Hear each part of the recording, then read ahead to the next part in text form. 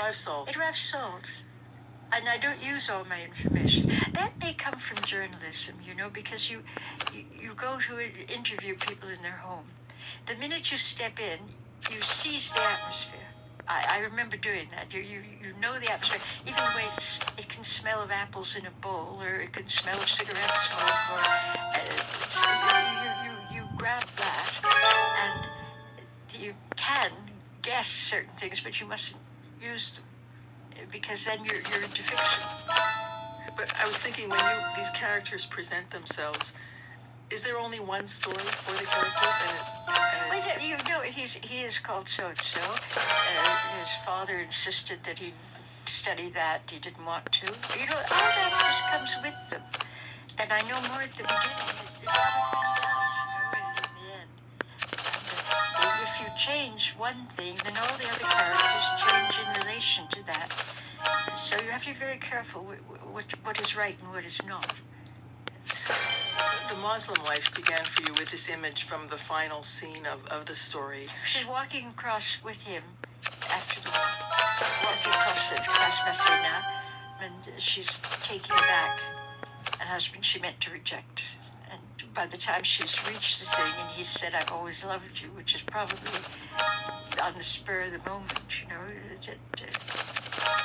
rather like that. They will say something that hadn't occurred to them for the last 6 years, and but you're the one I love, I've always loved you. And your instinct, the woman's instinct, not necessarily me, would be to say, put her off.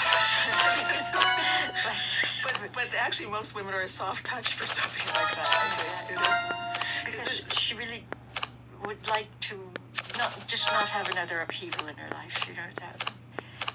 Because this is like many of the stories, including those in from the 15th district. It's set in that milieu that you capture so well. It's Europe, a seaside hotel in the south of France, during and just after the war, before or during. Before is what was told to me, because I wasn't there during the war.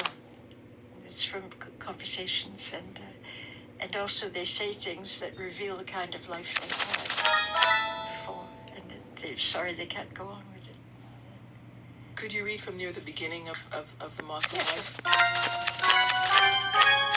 Netta adored every minute of her life, and she thought Jack had a good life too, with nearly half the year for the pleasures that suited him. As soon as the grounds and rooms and cellar and roof had been put to rights, she and Jack packed and went traveling somewhere. Jack made the plans. He was never so cheerful as when buying Baedekers and dragging out their stickered trunks. But Netta was nothing of a traveler. She would have been glad to see the same sun rising out of the same sea from the window every day until she died. She loved Jack, and what she liked best after him was the hotel. It was a place where once people had come to die of tuberculosis, yet it held no trace or feeling of danger. When Netta walked with her workmen through sheeted summer rooms, hearing the cicadas and hearing Jack start some deeply alien music, alien even when her memory automatically gave her a composer's name, she was reminded that here the dead had never been allowed to corrupt the living. The dead had been dressed for an outing and removed as soon as their first muscular stiffness relaxed. Some were wheeled out of chairs, sitting, and some reclined on portable cots, as if merely resting. That is why there is no bad atmosphere here, she would say to herself. Death has been swept away, discarded. When the shutters are closed on a room, it is for sleep or for love. Netta could think of this easily because neither she nor Jack was ever sick. They knew nothing about insomnia, and they made love every day of their lives. They had married in order to do so.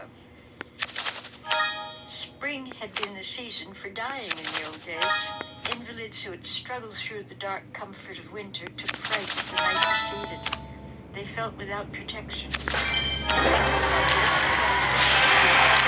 brightness, but neither affected